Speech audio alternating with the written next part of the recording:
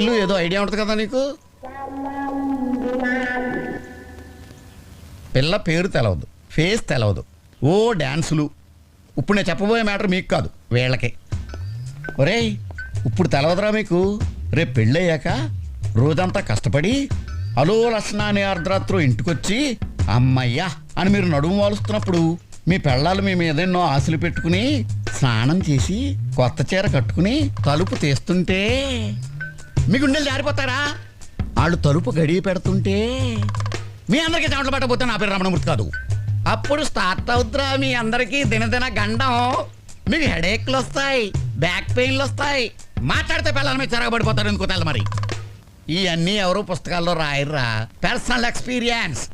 కాబట్టి మీరు పని చేయండి, బాగా చదువుకుని డబ్బు సంపాదించి మీ పిల్లలను సుఖపెట్టండి. జీవితంలో ఇంతకు మించి మ్యాక్సిమం మీరేం చేయలేరు. బెట్